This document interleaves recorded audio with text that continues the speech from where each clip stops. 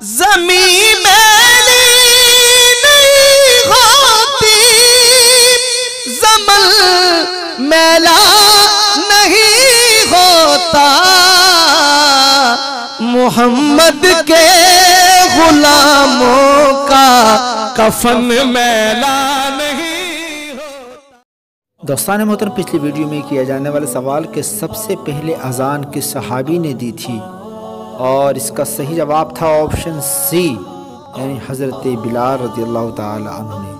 اور صحیح جواب دینے والے لوگوں کے نام یہ رہے: شازیہ اشرفی، محمد ناظم، شاداب قادری، حافظ عدنان اشرفی، عریشہ خان، عمران اتاری، عرشی خان، سلیم خان، محمد عاقب، سید عمران، حافظ فیض اشرفی، امیر بانو، نیاز وارث۔ چلیے پروگرام شروع کرتے ہیں، اور یہ رہا آج کا پہلا سوال۔ سب سے پہلے مسجد نبوی میں چراغ روشن کس نے کیا؟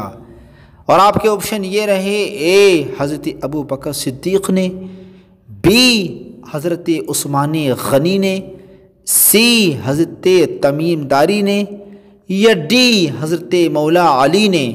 اور اب آپ کا وقت یہاں سے شروع ہوتا ہے،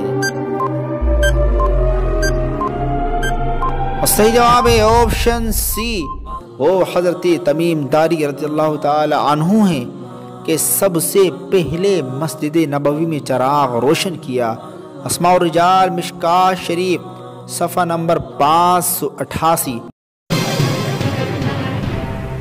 اور یہ رہا آپ کا اگلا سوال۔ سب سے پہلے مسجدوں میں فرش کس صحابی نے بچھوائے؟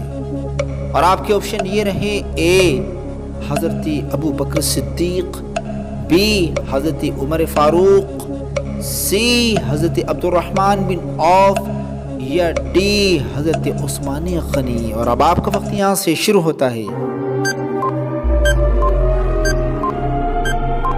اور صحیح جواب ہے آپشن بی، وہ حضرت عمر رضی اللہ تعالی عنہ ہیں کہ سب سے پہلے مسجدوں میں فرش بچھوائے۔ اور یہ رہا آپ کا اگلا سوال۔ سب سے پہلے ناخون کس نبی نے تراشے؟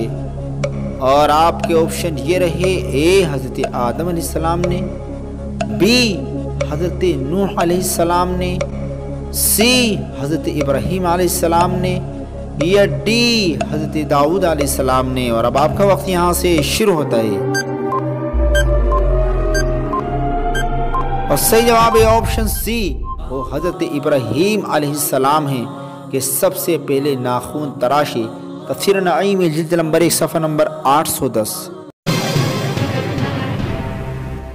اور یہ رہا آپ کا اگلا سوال۔ سب سے پہلے مہمان نوازی کس نے کی؟ اور آپ کے آپشن یہ رہے: اے حضرت ابراہیم علیہ السلام نے، بی حضرت نوح علیہ السلام نے، سی حضرت آدم علیہ السلام نے، یا ڈی حضرت زکریا علیہ السلام نے۔ اور اب آپ کا وقت یہاں سے شروع ہوتا ہے، اور صحیح جواب ہے آپشن اے، وہ حضرت ابراہیم علیہ السلام ہیں کہ سب سے پہلے مہمان نوازی کی۔ تفسیر نعیم جلد نمبر 1 صفحہ نمبر 810۔ اور یہ رہا آپ کا اگلا سوال۔ سب سے پہلے تلوار کس نے چلائی؟ اور آپ کے آپشن یہ رہے: اے حضرت موسیٰ علیہ السلام نے، بی حضرت عیسیٰ علیہ السلام نے، سی حضرت یعقوب علیہ السلام نے، یا ڈی حضرت ابراہیم علیہ السلام نے۔ اور اب آپ کا وقت یہاں سے شروع ہوتا ہے،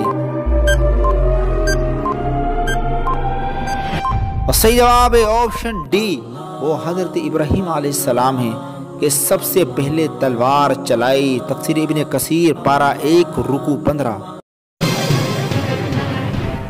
اور یہ رہا آپ کا اگلا سوال۔ سب سے پہلے کون سا جانور بیمار ہوا؟ اور آپ کے آپشن یہ رہے: اے بلی، بی کتا، سی لومڑی، یا ڈی شیر۔ اور اب آپ کا وقت یہاں سے شروع ہوتا ہے، صحیح جواب ہے آپشن ڈی، وہ شیر جو کشتی نوح میں سوار تھا، وہ پہلا جانور ہے جو دنیا میں بیمار ہوا۔ ابن ابی حاتم کی روایت ہے کہ رسول اللہ صلی اللہ علیہ وسلم نے فرمایا: حضرت نوح علیہ السلام جب تمام مویشی کو اپنی کشتی میں سوار کر چکے تو لوگوں نے کہا شیر کی موجودگی میں یہ مویشی کیسے آرام سے رہ سکیں گے؟ بس اللہ تعالیٰ نے شیر پر بخار ڈال دیا، اس سے پہلے زمین پر یہ بیماری نہیں تھی۔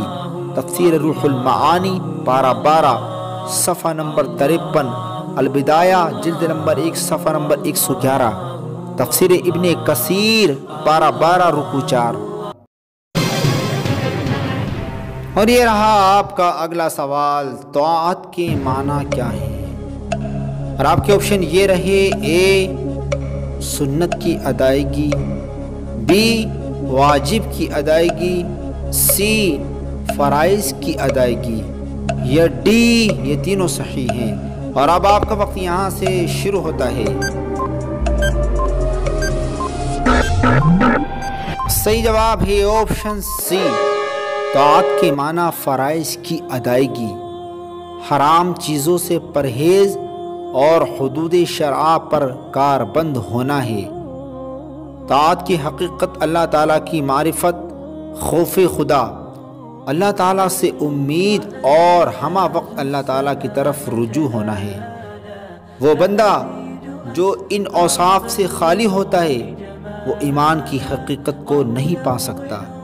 لہذا اطاعت اس وقت تک صحیح نہیں ہوتی جب تک کہ بندہ اللہ تعالیٰ کی معرفت اور اس بے مثال قادر و خالق رب ذوالجلال کی تمام صفتوں پر ایمان نہیں لاتا۔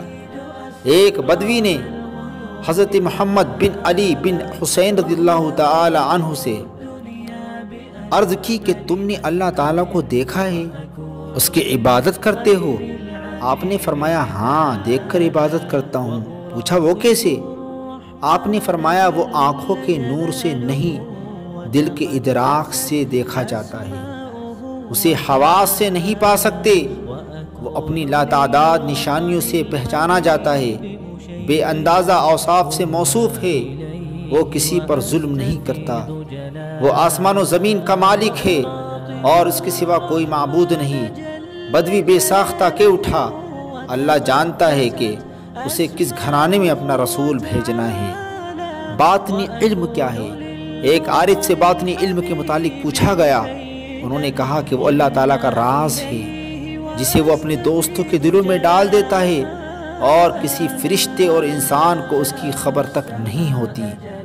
حضرت کعب بن احبار رضی اللہ تعالی عنہ سے مروی ہے، انہوں نے کہا اگر انسان ایک دانے کے برابر اللہ تعالیٰ کی عظمت پر یقین حاصل کرے تو وہ ہوا پر اڑے اور پانی پر چلے۔ پاک ہے وہ ذات جس نے اپنی معرفت کے ادراک پر انسان کے اقرا و عاجزانہ کو ایمان قرار دیا اور عطا کردہ نعمتوں پر انسان کے شکر نہ کر سکنے کے اعتراف کو شکر قرار دیا۔ جناب محمود الوراق کے شعار ہیں کہ جب اللہ تعالیٰ کی نعمتوں پر میرا شکر کرنا بھی اللہ کی ایک نعمت ہے جس پر شکر واجب ہے، پس میں کیسے اس کے کرم کے بغیر شکریہ ادا کر سکتا ہوں؟ اگرچہ مجھے بہت طویل زندگی بھی دے دی جائے، جب انسان کو خوشی ملتی ہے تو مسرتیں عام ہو جاتی ہیں، اور جب کوئی دکھ پہنچتا ہے تو اس کے بعد اسے بہترین اجر ملتا ہے۔ ہر خوشی اور غمی میں اللہ تعالیٰ کی ایسی نعمتیں پوشیدہ ہیں جو بحر و بر میں نہیں سما سکتی۔ جب معرفت خداوندی حاصل ہو جائے تو بندگی کا اقرار لازم ہے، اور جب ایمان دل میں جاگزی ہو جائے رب تعالیٰ کی طاعت واجب ہوتی ہے۔ ایمان کی دو قسمیں ہیں، ظاہر اور باطن۔ زبان سے اقرار کو ظاہر اور دل سے تصدیق کو باطن کہتے ہیں۔ قرب خداوندی اور عبادت و اطاعت میں مومنوں کے مختلف درجات ہیں، مگر ایمان میں سب برابر کے شریک ہیں۔ جو مومن توکل، اخلاص اور اللہ کی رضا جوئی میں جتنا حصہ رکھتا ہے اسی قدر اس کا مرتبہ بلند ہوتا ہے۔ اخلاص یہ ہے کہ بندہ اللہ تعالیٰ سے اپنے اعمال کے اجر کا طالب نہ ہو، اس لیے کہ جو شخص ثواب کی امید اور عذاب کے خوف سے عبادت کرتا ہے اس کا اخلاص مکمل نہیں ہوتا، کیونکہ اس نے تو اپنی بھلائی کے لیے عبادت کی ہے۔ حضور اکرم صلی اللہ علیہ وسلم کا فرمان ہے کہ برے کتے کی طرح نہ بنو جو ڈر کے مارے کام کرتا ہے، نہ ہی برے مزدور کی طرح بنو جو اجرت کے بغیر کام نہیں کرتا۔ فرمان الہی ہے وَمِنَ النَّاسِ مَن يَعْبُدُ اللَّهَ عَلَى حَرْفٍ فَإِنْ أَصَابَهُ خَيْرٌ اطْمَأَنَّ بِهِ وَإِنْ أَصَابَتْهُ فِتْنَةٌ انقلب عَلَى وَجْهِهِ خَسِرَ الدُّنْيَا وَالْآخِرَةَ۔ اور بعض لوگوں سے وہ ہیں جو کنارے پر اللہ کی عبادت کرتا ہے، اگر اسے بھلائی ملے تو وہ مطمئن ہو جاتا ہے، اور اگر اسے آزمائش پڑے تو وہ اپنے منہ واپس پلٹ جائے، دنیا اور آخرت کو خسارے میں دیا۔ اگر اللہ تعالیٰ اعمال پر اجر نہ دیتا تب بھی اس کے احسانات اور انعامات اتنے ہیں کہ ہم پر اس کی عبادت اور اطاعت ضروری تھی۔ توکل یہ ہے کہ انسان حاجت مندی کے وقت اللہ تعالیٰ پر اعتماد کرے، ضرورت کے وقت اسی کی طرف رجوع کرے، اور مصائب کے نزول میں اطمینان قلب اور کامل سکون کا ثبوت فراہم کرے، کیونکہ متوکل آدمی خوب جانتا ہے کہ مصائب کا ورود اللہ ہی کی طرف سے ہے۔ وہ خیر و شر کے ہر کام کو باپ بیٹے، مال و دولت کی طرف سے نہیں، خالق کے کائنات کی طرف سے سمجھتے ہیں، اور کسی بھی حالت میں اللہ تعالیٰ کے سوا کسی اور پر اعتماد نہیں کرتے۔ چنانچہ فرمان الہی ہے وَمَن يَتَوَكَّلْ عَلَى اللَّهِ فَهُوَ حَسْبُهُ، جو اللہ پر توکل رکھتا ہے بس اللہ اسے کافی ہے۔ رضا کا معنی یہ ہے کہ انسان اللہ کی جاری کردہ امور کو مسکراتے ہوئے قبول کرے۔ بعض علماء کا قول ہے کہ اللہ کی بارگاہ میں سب سے زیادہ قریب وہ شخص ہے جو اس کی رضا پر راضی ہے۔ حکماء کا قول ہے کہ بہت سی مسرتیں، خوشیاں بیماری ہوتی ہیں اور بہت سی بیماریاں شفا ہوتی ہیں۔ کسی شاعر کا قول ہے کتنی نعمتیں ایسی ہیں جو مصائب سے گھری ہوئی ہیں، اور کتنی مسرتیں ایسی ہیں جو مصائب کی طرح نازل ہوئی ہیں۔ خوشی اور غم دونوں میں صبر کر، کیونکہ ہر کام کا ایک انجام ہوتا ہے۔ ہر غم کے بعد خوشی ہے، اور ہر خوبی میں برائی بھی پوشیدہ ہے۔ ہمارے لیے یہ ارشاد ربانی کافی ہے کہ تم کسی چیز کو ناپسند کرتے ہو حالانکہ وہ تمہارے لیے بہتر ہوتی ہے۔ بندے کی عبادت طاعت جب دنیا ترک کیے بغیر نامکمل رہتی ہے۔ ایک دانشور کا قول ہے کہ بہترین نصیحت وہ ہے جو دل پر کوئی حجاب نہ رہنے دے، اور یہ حجابات دنیاوی تعلقات ہیں، یعنی اس نصیحت سے تمام دنیاوی تعلقات سے منقطع ہو جائے۔ ایک اور حکیمانہ مقولہ ہے کہ دنیا ایک لمحہ ہے، اسے اطاعت و بندگی میں گزارے۔ ابو الولید الباجی کا قول ہے کہ جب تم خوب اچھی طرح جانتے ہو کہ تمہاری زندگی 1 ساعت سے زیادہ نہیں تو تم اسے احتیاط سے کیوں خرچ نہیں کرتے، اسے طاعت و عبادت میں کیوں بسر نہیں کرتے۔ حدیث پاک میں آیا ہے ایک شخص نے حضور اکرم صلی اللہ علیہ وسلم سے عرض کی یا رسول اللہ میں موت کو ناپسند کرتا ہوں۔ آپ نے فرمایا تیرا مال وغیرہ ہے؟ عرض کی جی ہاں۔ آپ نے فرمایا مال کو پہلے بھیجو کہ آدمی اپنے مال کے ساتھ ہوگا۔ حضرت عیسیٰ علیہ السلام کا ارشاد ہے کہ 3 چیزوں میں بھلائی ہے، بولنے، دیکھنے اور چپ رہنے میں۔ جس کا بولنا ذکر خدا نہیں وہ بولنا لغو یعنی کھیل ہے، جس کا دیکھنا عبرت کی نگاہ سے نہیں وہ دیکھنا سہو و نسیان ہے، اور جس کی خاموشی اپنے انجام پر غور کرنے کے لیے نہیں اس کی خاموشی بیکار ہے، کیونکہ تفکر سے ہی دنیاوی میلان ختم ہوتا ہے، پسندیدہ چیزوں کی تمنا مرجھا جاتی ہے اور انسان غور و فکر کا عادی ہو جاتا ہے۔ ہر انسان کو حرام چیزوں کی طرف نگاہ نہیں ڈالنی چاہیے، کیونکہ نظر ایک ایسا تیر ہے جو خطا نہیں ہوتا اور یہ ایک زبردست قوت ہے۔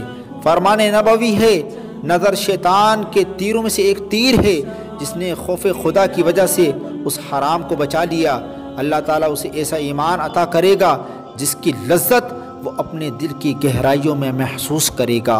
حکماء کا قول ہے جس نے اپنی نگاہ کو آوارہ چھوڑ دیا اس نے بے انتہا شرمندگی اٹھائی۔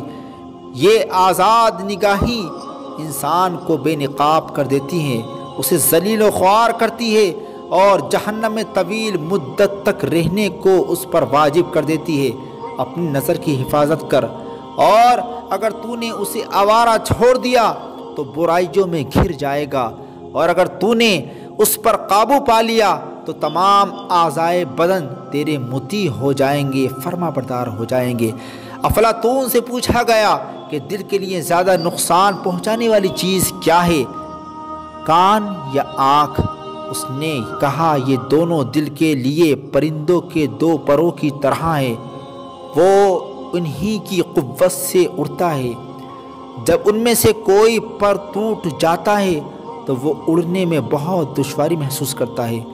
جناب محمد بن زو کا قول ہے، اللہ تعالیٰ نے ہر ذی عقل کے لیے یہ سزا رکھ دی ہے کہ وہ ہر اس چیز کے دیکھنے پر مجبور ہوتا ہے جس سے وہ نفرت کرتا ہے۔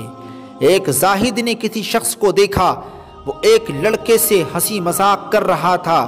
زاہد نے اس سے کہا، اے عقل کے اندھے، تجھے کرامن کاتبین اور محافظ فرشتوں سے بھی شرم نہیں آتی جو تیرے اعمال لکھ کر انہیں محفوظ کرتے جا رہے ہیں اور تیری ان برائیوں کے گواہ بن رہے ہیں اور تیری ایسی پوشیدہ برائیوں سے واقفیت حاصل کر رہے ہیں جن کو تو لوگوں کے سامنے کرنے سے گھبراتا ہے۔